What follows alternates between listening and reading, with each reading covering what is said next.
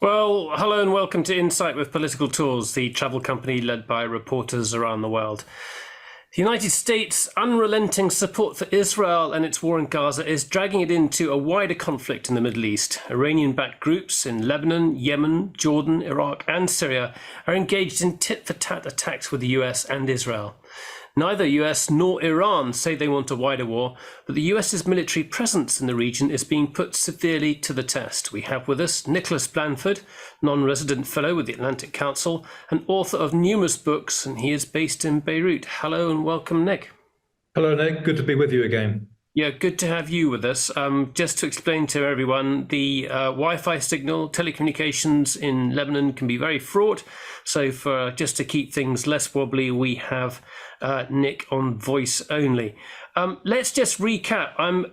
Obviously, people know about the conflict in Gaza. They've probably heard about the attacks in Jordan. In a moment, I'll bring up a map. But just tell us why this attack on this base in Jordan was seen as so significant. Well, there have been a number of attacks against American targets since October the 7th, when Hamas staged their attack against what is called the Gaza envelope and triggered this war in Gaza. So there is an entity, if you like, called the Axis of Resistance. And these are organizations and some countries that are allied with Iran, and they oppose Western ambitions in the Middle East. They oppose Israel. Hamas, of course, is part of that axis. Hezbollah in Lebanon is another one. Syria is part of that axis. And there are numerous groups in Iraq, in Syria, and in Yemen with the Houthis, who are also part of this axis of resistance. So there was a kind of an obligation after the Hamas attack and the resulting Israeli counterstrike, the conflict in Gaza, that they had to join in as part of the kind of the solidarity between all these groups. So in Lebanon, for example, we've seen near daily clashes between Hezbollah and the Israeli army since October the 7th. But the Iraqi militias, backed by Iran, they've also been involved in some attacks against US forces. There are, of course, a number of US forces deployed in Syria still, in Iraq, and also in Jordan. And their deployment there is essentially related to the struggle against the Islamic State, which obviously has greatly died down now. Now, the actual incident on what is called Tower 22, which is an American military base very close to the joint Iraq, Syria, it's inside Jordan, but close to the Syrian border and Iraq border. And it was a drone strike. It killed 3 US service men and women, wounded another 34. And it was claimed by the Islamic resistance in Iraq. And this is a kind of a coalition of groups that are backed by the Iranians. Now, there is some investigating going on into exactly how this went wrong for the Americans, because obviously the Americans have air defense systems to counter exactly this kind of threat, attack drones coming towards them. And it has been reported that there were 2 drones in the air at the time. One of them was a friendly drone, and the other one, of course, was a very unfriendly drone. And there may have been some confusion as to which was which allowed this particular drone to stage the deadly strike. And of course, we've seen the Americans strike back as a result of that. So just pulling up, I think everyone can see this. This is in the top end, top northeastern corner of Jordan, and there's a highway that connects Amman to Baghdad, and then the either north and south of that highway, it's pretty much desert. And there's long been a US base there, really because of its closeness to Syria and also Iraq. And I think for a while back, it was a center for US special forces. But the troops that were hit here are really much, they were sort of, they were mainly National Guard and reserve troops at the base, I think. Yes, I believe so. I mean, this is not the pointy end of the spear, Tower 22. The Americans still have special forces just across the border inside Syria at a place called Tanf, where they've been there for a number of years. They've been training sort of US-backed Syrian rebel forces, rebels against President Bashar al-Assad and his regime. Obviously, all that has quietened down in Syria now. But nonetheless, there are still American servicemen scattered throughout parts of Jordan, close to the border with Syria, and of course, still in Iraq. We're going to come to Lebanon in a second, because obviously that's really the biggest fear. That's where, with Hezbollah having the largest amount of, sort of missile, the largest arsenal, if you like, that could be pitted against Israel, which could cause a very, very big conflict. But for the moment, I suppose the point here was the United States has attacked for the first time their troops have been attacked repeatedly since this war begun, and we've got an election coming up at the end of this year. The US had to be seen to reacting to this, to seem to actually do something serious in response to this. Yes, I mean, we've seen multiple strikes now against Iran-backed forces in Iraq. And indeed, in Syria, the first wave of airstrikes a few days ago were both in Syria and Iraq. And yesterday, we had a senior Iran-backed Iraqi official was killed just outside Baghdad in a targeted assassination. So the Americans are pushing back. I think we have to bear in mind that these things are not black and white. So it doesn't necessarily mean that the Iranians are instructing all their allies to go ahead and smash the Americans where you can find them. The chain of command between the Iranians and Hezbollah is very tight, but it's less so when it comes to some of the other groups, the Iraqi groups, and especially the Houthis in Yemen. The Iranians obviously have a level of influence, a level of control to an extent, but it is not absolute.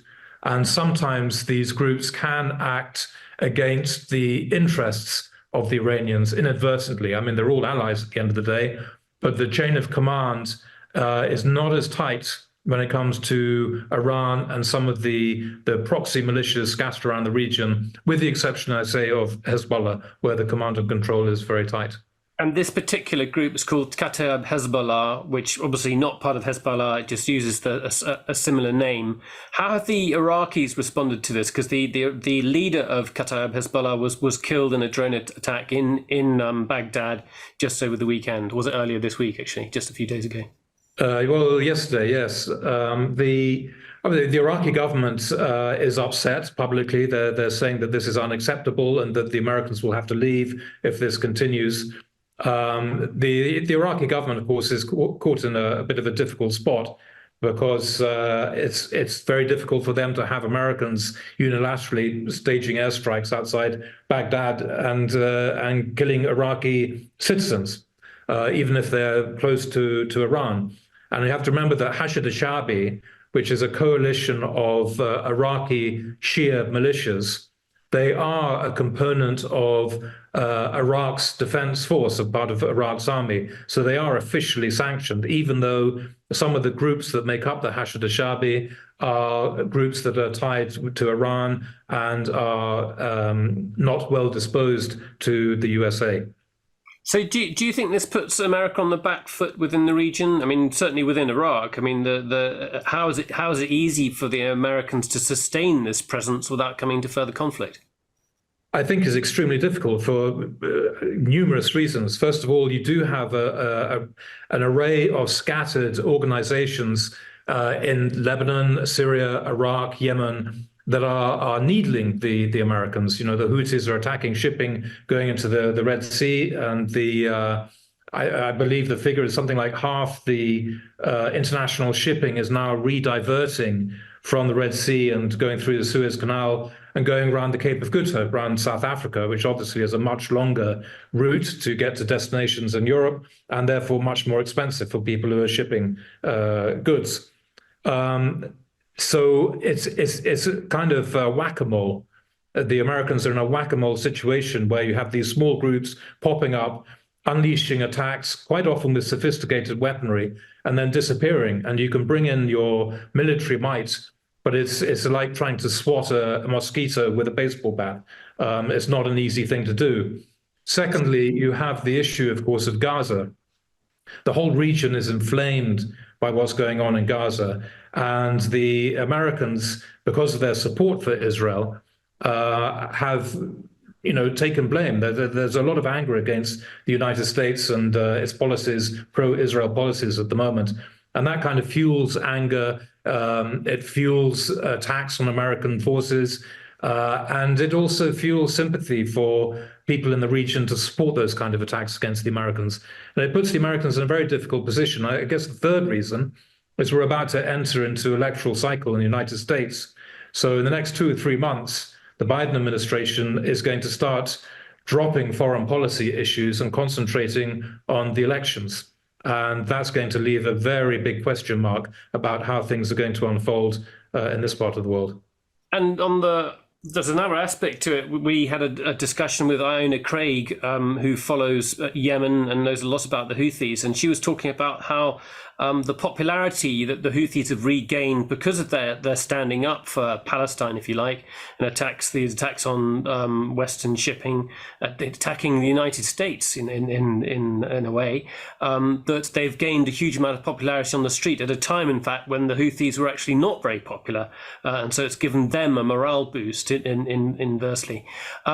So fundamentally, you're saying there's no military solution to this. They can thump people as much as they like, whack-a-mole, but the real cause is Israel's war in Gaza.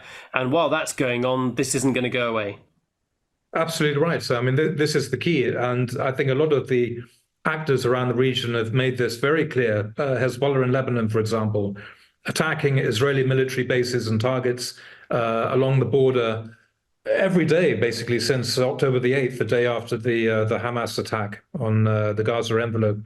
And the Hezbollah leadership's made it extremely clear that they're going to continue doing this until the war comes to an end in Gaza. And there's a lot of diplomatic activity at the moment to try to resolve the crisis along the Lebanon-Israel border. But Hezbollah's public position is we're not interested in negotiations. When the war ends in Gaza, then we'll negotiate for perhaps a longer-term solution.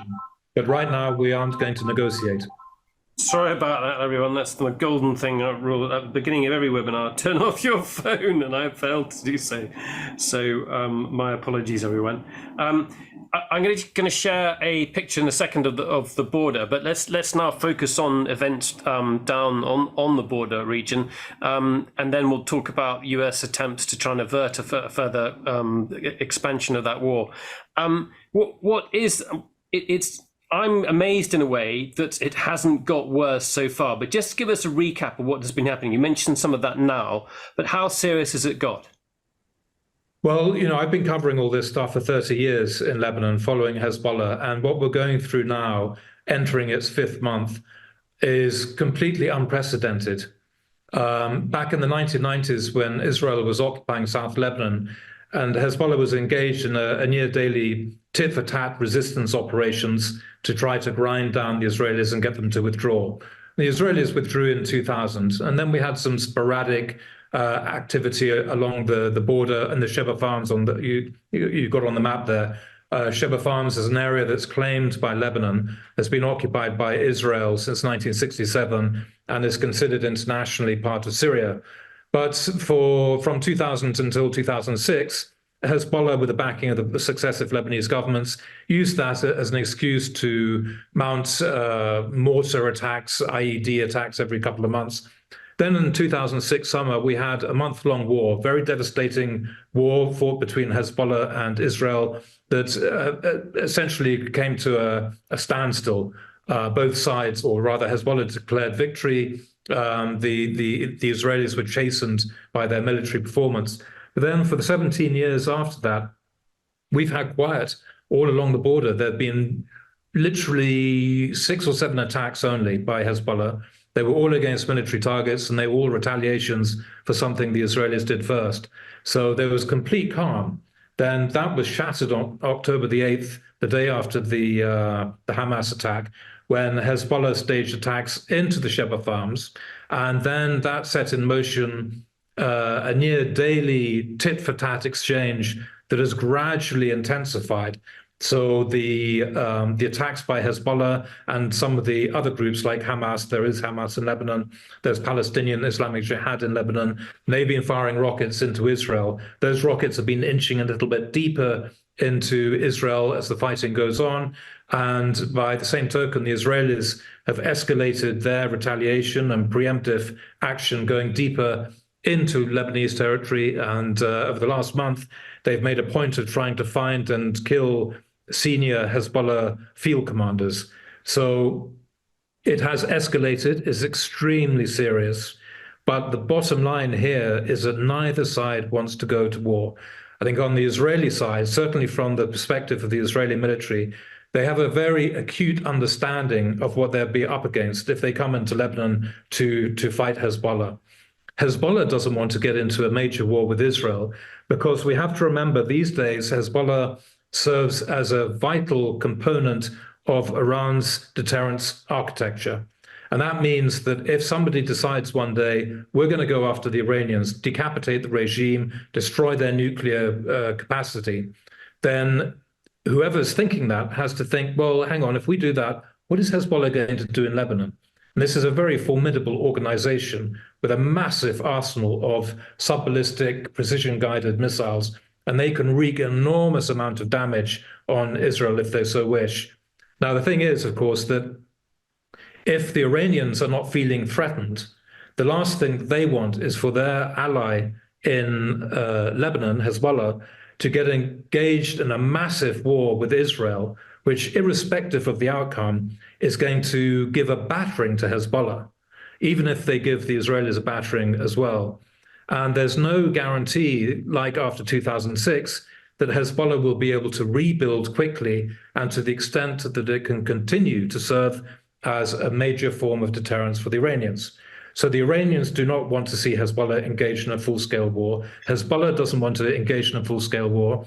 And the Israelis, at least before October the 7th, we can talk about the new dynamics in Israel if you like, but the Israelis also know that going full-scale war with Hezbollah is going to visit more destruction on Israel than the country's seen since independence in 1948. And nobody is in a rush to see that, at least before October 7th. This is the thing that worries me, Nick. I'm not too sure that all Israelis are certainly not ordinary Israelis are convinced of that. And I think there's certainly pressure on the right, on the government, and I think criticism of the IDF as to why is this threat still there on our northern border. October the 7th has shown us that there's still an existential threat to Israel from its neighbours, and we need to be sure that those no longer exist. We cannot permit, October the 7th has showed us we cannot permit this still to exist. So they see this as something that needs to be done. I think there's a strong element within Israeli society, Israeli politics, and also within the Israeli military. And I know at the same time there are, harder heads who will be more reserved about it. So that the two things that mitigate against it are, one, that the Americans have told them, we don't want to we can't afford to have an expanded war. We're not going to back you. We're going to back you in Gaza, but no further. But what mitigates against that is that you've got a government that wants to remain in power. And that's what possibly worries me. We've just had an interview with Anshel Pfeffer, who talks about Benjamin Netanyahu's need to survive, need to basically essentially keep the war going in order to keep in government. So do you have a different take on that? And also, do you have a sense within Lebanon that things could change? Well, I agree with Anshel Pfeffer. I mean, this is the wild card. So, I mean, I've been watching Netanyahu as prime minister since he first took power in '96. And this is a guy who talks the talk, but rarely walks the walk. He's the ultimate politician. He's a survivalist. And there have been occasions in past years where he's talked up the need to attack Iran, to destroy the nuclear capacity that they're developing in Iran. And of course, he never has done it. Now he's in a position in which he's never been before, where, the buck stops with the prime minister on October the 7th. And I think it's very correct to say that Netanyahu will try to spin out these conflicts for as long as possible, be it in Gaza or to stoke a conflict in Lebanon against Hezbollah, to put off the day that he's out of office and potentially going to trial and possibly jail, let alone his legacy as a prime minister that allowed October the 7th to happen. In terms of military in the past, the Israeli military would be a very powerful voice, a voice, I think, of reason when it comes to Hezbollah and Lebanon. and they would be able to push back to a certain extent. I think we may have lost Nick there again, just at a crucial time. I'm hoping that he'll be able to just call back in and we just wait for another couple of minutes. If you've got questions, everyone, please do put them down in the Q&A box. I can see a couple of from Steve Kenny about the maps, but please do put other questions in there. While we're waiting for Nick, I'm just going to share a couple of websites with people which you might find interesting. So if you hang on, I'm going to just change the map that we're looking at now. Hang on for a second, everyone. If you want to see, there's a map provided by the Washington Institute, which is a think tank based in DC. This is of interest. You can actually look at, this is getting quite a nerdy level, if you like. It shows you the exact locations of strikes and counterstrikes within the on the Lebanon-Israel border there, and you can see I don't know if you can see my mouse there, but that's pointing over the Sheba Farms area. So that website there maps all the incidents that take place. Nick, you're back, I think. I'm back. Yeah, great, excellent. So we pick up where you left off. I've got lots more questions. Pick up where you left off. Well, I'm not quite sure where I cut out, Okay. But my point very quickly was that the Israeli army, which in normal times may have been in a position to push back against any rash decisions to go to war with Hezbollah, the Israeli army has been shamed and humiliated by October the 7th. And they are not really in the same position of influence, perhaps, to push back against decisions which may, in fact, backfire against Israel once it gets underway. Yeah, that's. But at the same time, you got two former chiefs of staff who are now politicians. So politically, I mean, I'm trying to. Everyone's names are just going from my head, but you've got two Israeli centrists within the war cabinet who are former chiefs of staff, who you might think might be a sort of balancing against right wingers who are pushing for something further. Or let me just say, Nick, that for me, the big problem is the 80,000 plus residents of northern Israel who've evacuated their homes because of the fighting along the border. And they're now living in hotels in central Israel. And they are absolutely refusing to go back home until the Israeli military or government, through diplomacy or war, have pushed Hezbollah back from the border a certain distance, because they have been obviously traumatized by the events of October the 7th, and they fear a repeat of October the 7th along the northern border. What they've forgotten, the residents of northern Israel, despite the trauma of October the 7th, is they lived the previous 17 years in the calmest period northern Israel has experienced since the mid-1960s, when Yasser Arafat and the PLO took up shop for the first time in South Lebanon. Barely a shot was fired during those 17 years.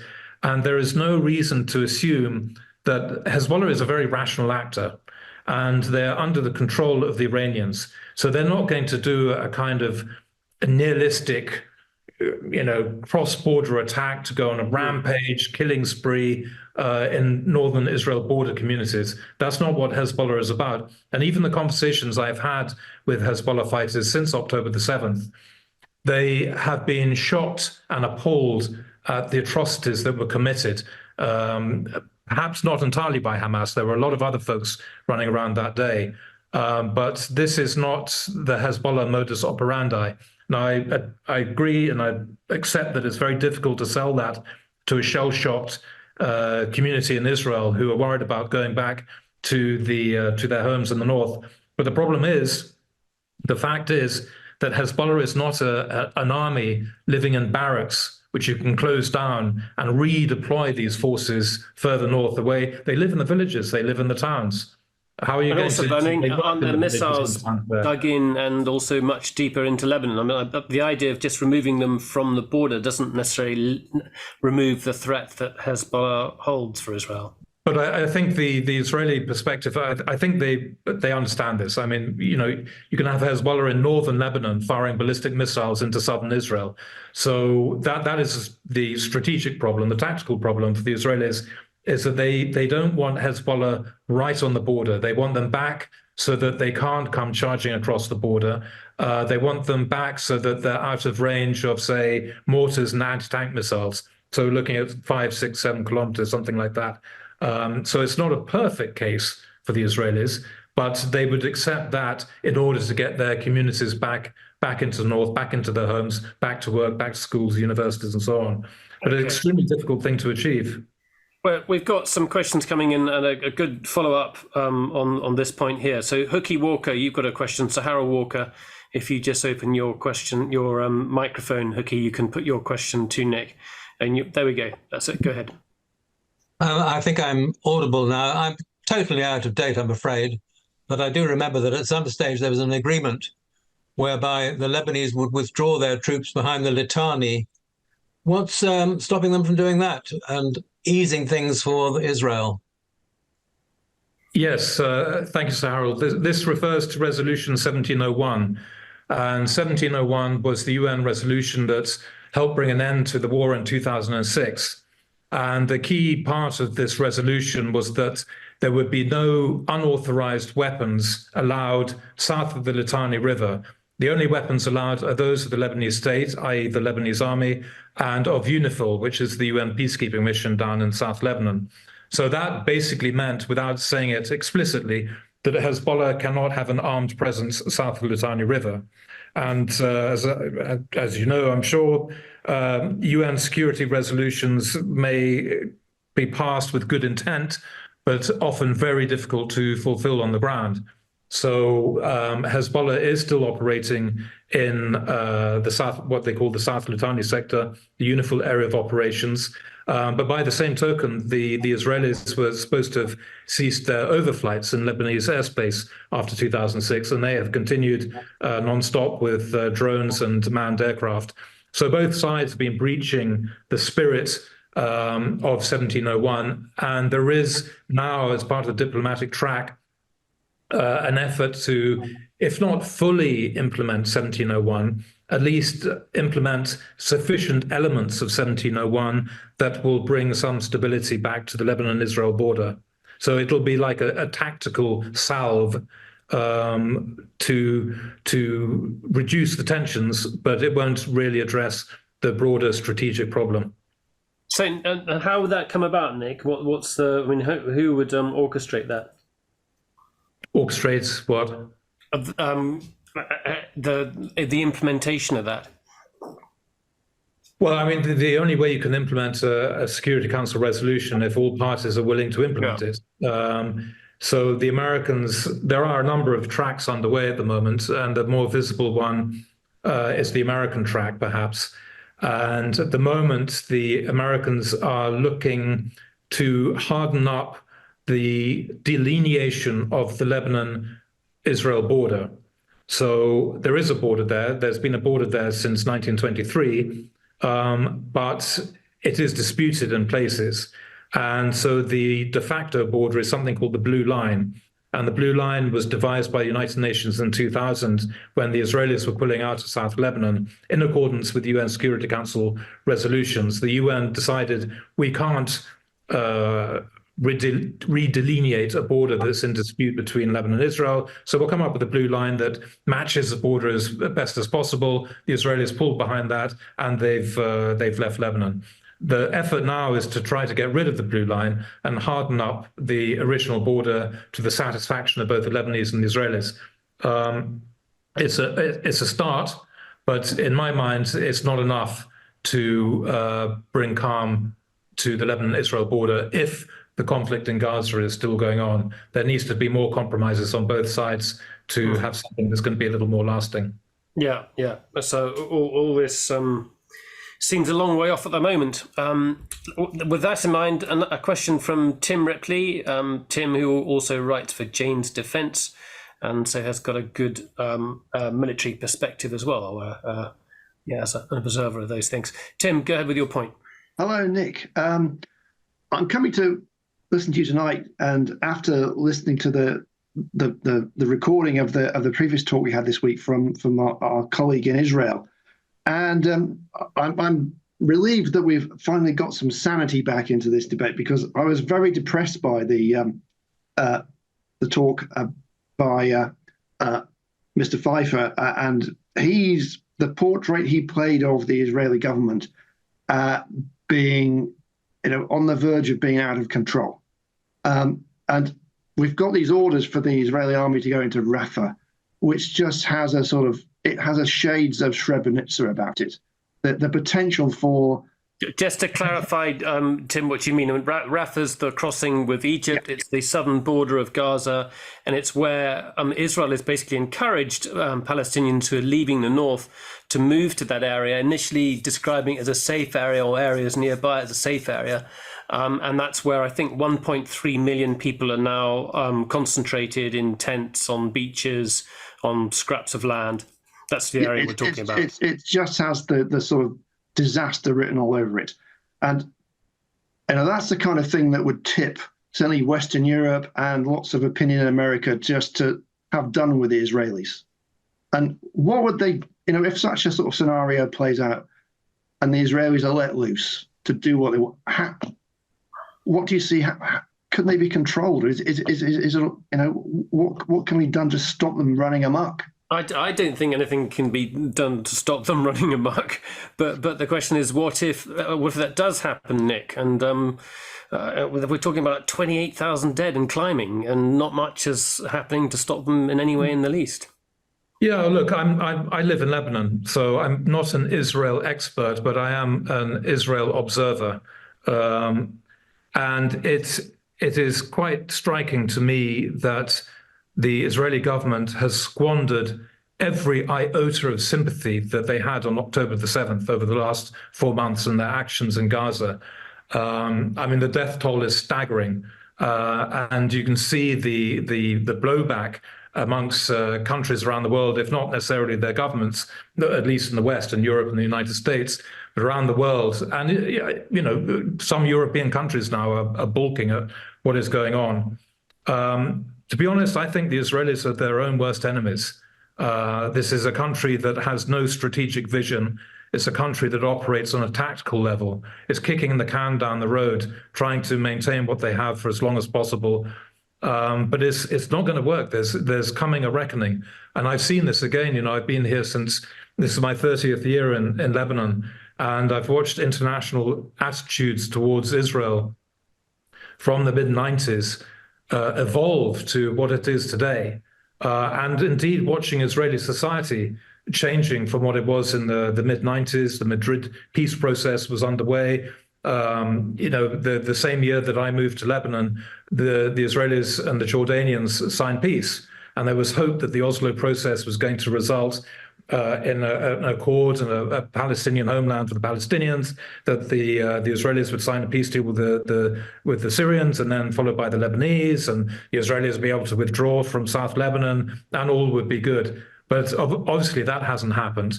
And we've seen Israeli society become partly more polarized, but shifting ever towards the right and the more maximalist position. And we're seeing this now with the Netanyahu government. I think there is a finite process to this. The international community, including the United States, is not going to give carte blanche to Israel forever. You have a lot of voices in Israel saying that the solution is to kick the Palestinians out of Gaza, kick them into Egypt. There are companies that are eyeing up the potential for building new communities in Gaza, beachfront communities in Gaza, for settlers to move in. You can go so far with this before the international community says enough. And I think we're heading towards that direction. I'm going to disagree with you. I think on several counts. First of all, you see the UK, United States, Australia, 9 countries drop funding for to UNRWA on the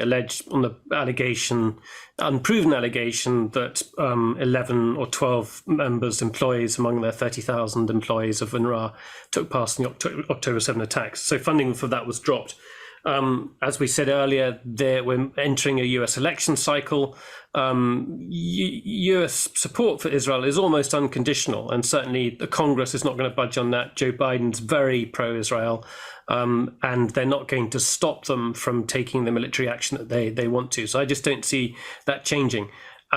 Despite... No, you're looking at it from the short term, Nick. I'm looking at this from the long term.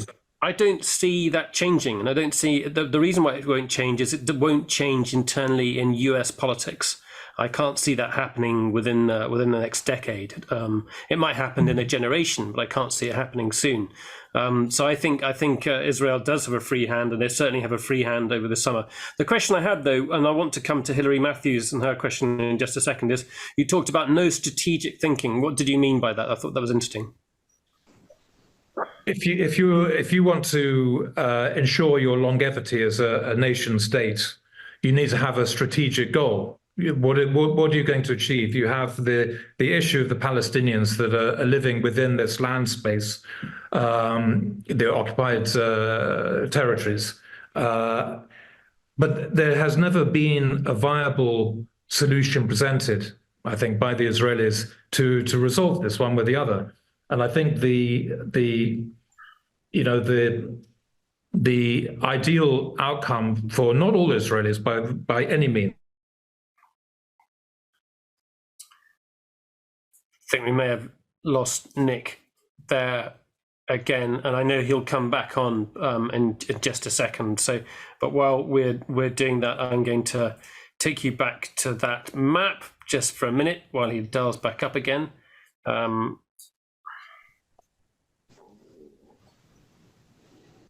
So here's that map again, and the area we were talking about, Sheba Farms on the top right-hand corner, in the mid right-hand corner, with the orange dots there, and the blue blobs are the sites of Israeli attacks since October the 7th, and then the yellow ones are Hezbollah. So obviously it's pretty active. Hilary, let's take your question while you're there, and then when Nick comes on, we'll just repeat it in a briefer form. So, Hilary Matthews, what was your point?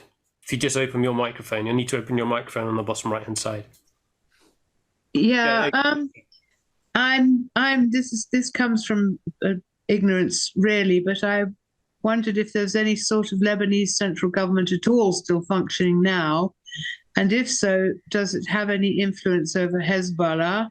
Or what role, if any, does it have in this whole unholy, awful mess? Nick, are you back yet? I'm back, but only got the latter part of the question. So I was just wondering, and I admit this is ignorance on my part, what sort of government does the Lebanese Lebanon have now, if any, central government? And if there is a government functioning, does it have any influence over Hezbollah, or what role does it have, if any, in this awful mess? Excellent question. Yes, indeed, it is an excellent question. Unfortunately, the Lebanese government, such as it is very weak at the moment. It's operating in a caretaker capacity, so it's not a fully functioning government. And the reason for that is that the president, the previous president, Michel Aoun, his 6-year term in office came to an end at the end of October 2022. And the Lebanese parliament, which elects presidents in Lebanon, the 128 members of parliament, have failed to elect a new president. So in lieu of a new president being elected, the caretaker government doesn't have full powers. Now, even if it did have full powers, there's very little it can do to move against Hezbollah. Hezbollah is hugely powerful in Lebanon. It's the most powerful political and military force in the country. And when Hezbollah decides to go to war, albeit on a relatively limited scale against the Israelis in South Lebanon, there is almost nothing that the Lebanese government can do. So the Lebanese government are trying to play a kind of, if you like, a support role in terms of, we've had a lot of foreign dignitaries coming here. David Cameron, the British Foreign Secretary, was here a few days ago. And he'll go and see the Prime Minister, he'll go and see the parliamentary speaker, and so on. So the caretaker government is, if you like, it's a presence for foreign dignitaries, diplomats to go and meet, but it has very little power to shape what's happening down on the Lebanon-Israel border. But can I just ask, Nick, does it support what government there is? Does it support Hezbollah or not? That's a very good question. If you asked them, if you stuck a microphone in their face, then they would say, well, of course we support what Hezbollah is doing, because what's happening in Gaza is absolutely atrocious and the resistance has a right to blah, blah, blah, blah, blah. If you had a quiet coffee in a cafe with a prime minister, caretaker prime minister, one-on-one, I think his answer would be quite different. So Hezbollah is like a huge guerrilla. This is a country that is going through what the World Bank has described as one of the worst economic disasters in 150 years. Some 70 to 80% of the population living under the poverty line. This all kicked off back in 2019. As of last summer, with a large influx of tourists for the summer season, the economy was just nudging off zero, the growth rate, just moving up towards 1. And then suddenly October 7th happened, and all the earnings, all the gains of the summer have gone. Instead, we've got over 80,000 Lebanese residents of the southern border district who've had to evacuate their homes. Their houses are being blown up on a daily basis. Their orange groves, their olive fields, tobacco fields are being destroyed in Israeli artillery fire. Children can't go to school. So it's not a happy situation at all. Hezbollah is just too powerful for any political movement to challenge or remove. There have been popular movements, protest movements against the government to try and remove the government for its incompetence. No coalition can really operate without Hezbollah being involved with it. It's a legacy of Syria's involvement in Lebanon. It's backed by Iran. It's the elephant that no Lebanese government can challenge. I think I'm fair in saying that, Nick. Yes, absolutely. I mean, in 2019, when we had the economic collapse and the banks froze everyone's accounts, people took to the streets, and there was it was called the Thawra, the Arabic for revolution, to try to overthrow the corrupt, sclerotic political elite in Lebanon that had been holding the reins of power for decades. But Hezbollah, which originally was a champion of the dispossessed, of the oppressed, they came basically to the support of the political elite, and their supporters were coming out onto the streets and attacking protesters. And the Thawra kind of fizzled out, also because COVID kicked in a few months later. But in many people's eyes, Hezbollah has become the Praetorian Guard now of the corrupt political elite. And given the economic circumstances in the country, going out on the streets and protesting against the corruption and against Hezbollah or whatever, it's become a luxury people can't afford. They're struggling to put food on the table for their families. Great question again, Hilary. Let's turn to Vaughan Grills. Vaughan, you just need to open your microphone and put your question to Nick. So just open. Okay, can you hear me now? Yeah. Okay, yes, we've been around this corner many times before between the United States and the Middle East and Israel. For example, Reagan situation in Lebanon in the 1980s, when there's questions about how much support the US would give to the Israelis because of what they were doing. Now we're seeing 28,000 dead and so on and so forth. I mean, whatever happens now, do you think there's any chance at all? I'm in the United States at the moment, in Florida of all places, but do you think there's any chance at all of the Americans not supporting Israel right or wrong unconditionally, as they have been doing since 1947? I want to bring in, I'm just bringing another point of view from Hookie Walker. Hookie, are you still listening there? Yeah, I'm listening. And again, I think I'm asking a question which has been asked by you. So I'm always a bit behind the times.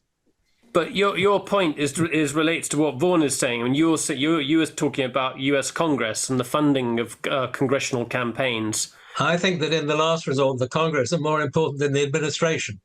Because Yes. when it comes to an election, AIPAC and, of course, the extreme Protestant Christians, they rule the roost. Yeah, Exactly. Yeah, so it's not going to change. So, Vaughan, did you have a question, or was it just a point? Well, the point is that I don't think that America will pull out of supporting Israel. It's not going to do as it did in, say, Afghanistan, sadly, up sticks and go. But on the other hand, and of course, there's no lobby for the Palestinians of any power here in America. The lobby, as we've just said, is all to do with AIPAC and through the Christian right and so on. And also, this is a secular society. You have to remember that. But what I wanted to say was that the whole Middle East thing, and that's what this talk was about, the relationship that America has with the religion, with the Middle East, particularly with Iran, is entirely conditioned by its relationship with Israel, is it not? And so, in a way, I can't understand why the United States has acted the way it's done for so long, because it has vested interests in the Middle East, which have been undermined by its relationship with Israel. And it always seems to be trying to play catch up to deal with that, so that it's having its cake and eating it. How long can this go on? These are almost rhetorical questions, but have you got I mean, I will chip in here. Michigan's got a population of 60,000 Palestinian Americans.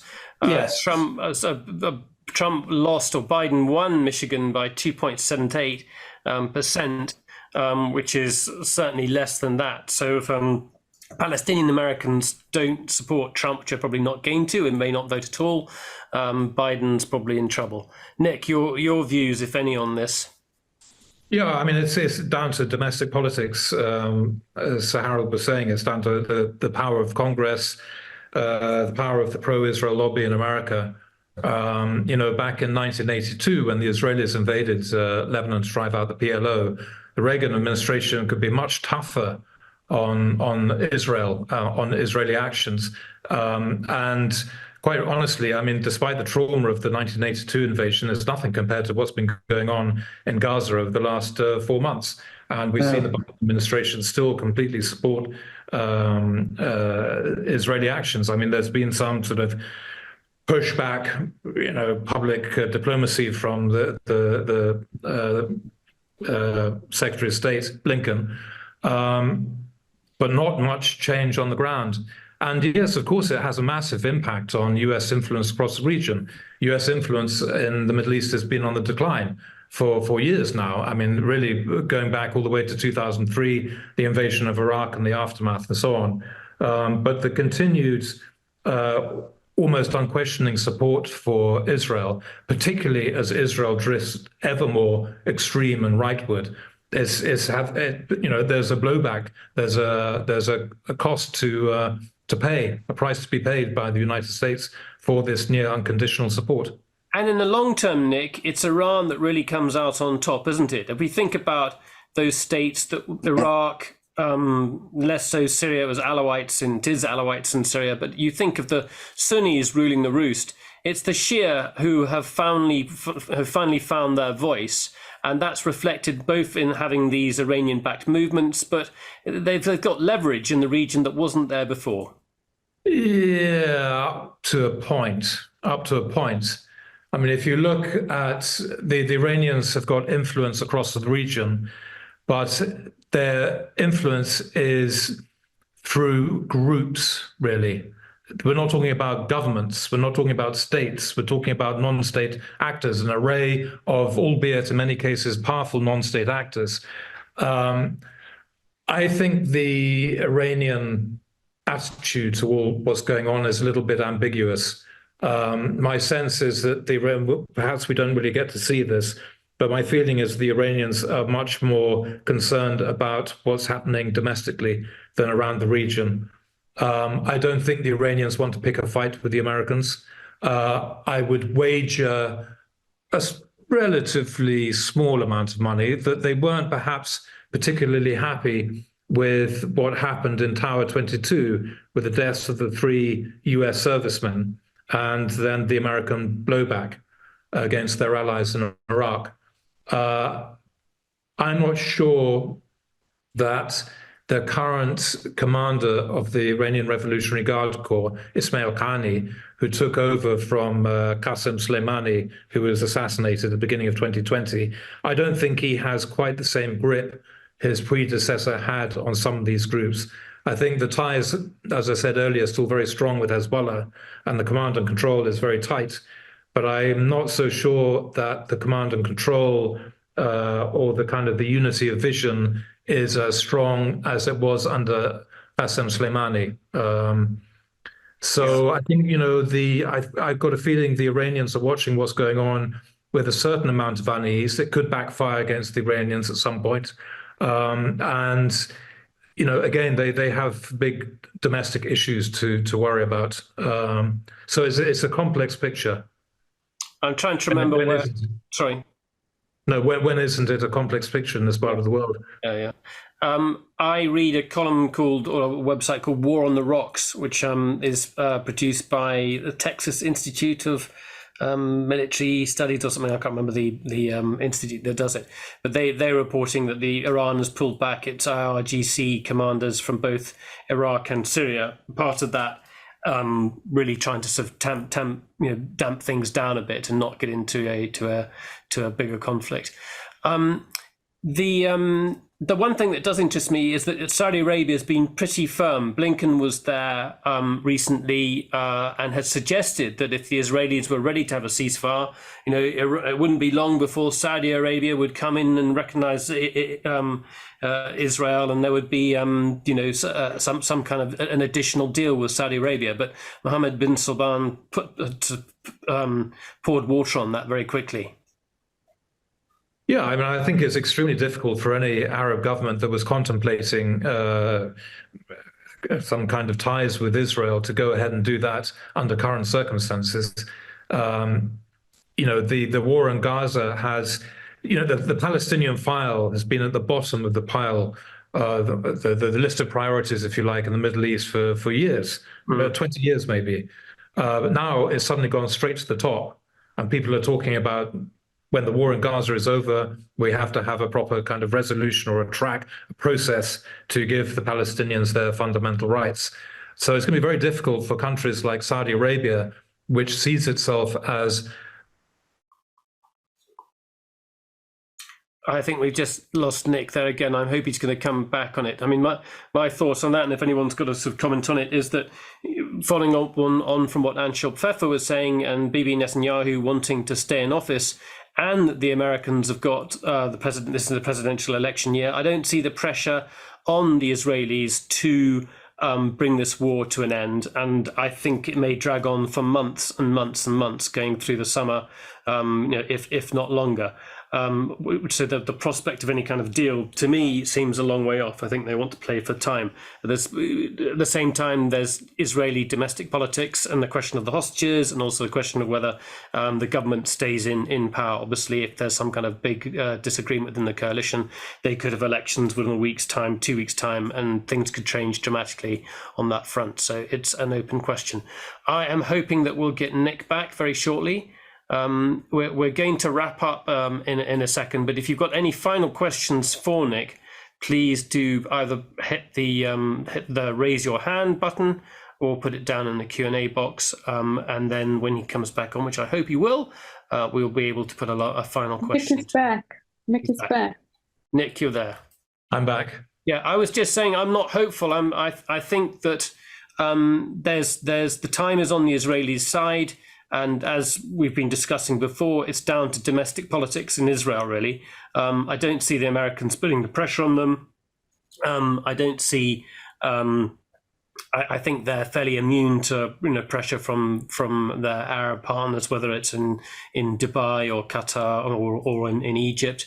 And I think they just they carry on until the government collapses. And if the government collapses, that's another question. Tim Ripley, you've got one. We'll take one final question. Tim Ripley's got his hand raised. Go ahead, Tim. Open your microphone, Tim. Bottom left-hand side. I'd be interested to hear Nick's perspective on what our Russian friends are up to in this region, because we we haven't touched on how this connects to the Ukraine crisis and the quest for diplomatic support against Moscow in the global south and all that stuff. The Russians have made a play in Syria, and they're now seeing themselves, certainly you're seeing some Russian commentators about re-establishing the Soviet client states in the region. We've got the Russians trying to open a port in Libya. Obviously, the Iraqi situation, formerly a Soviet ally with lots of connections to Moscow. I mean, how's that playing out in the region? Yeah, I don't really have any great insights, I think, on the Russian role. I mean, they've been as quiet as the grave in the region since October the 7th. But I think they are extremely relieved by what's happening in Gaza. It's switched international attention away from Ukraine. And I suspect they would like the war, perhaps like the elements of the Israeli government, would like the war to continue as long as possible.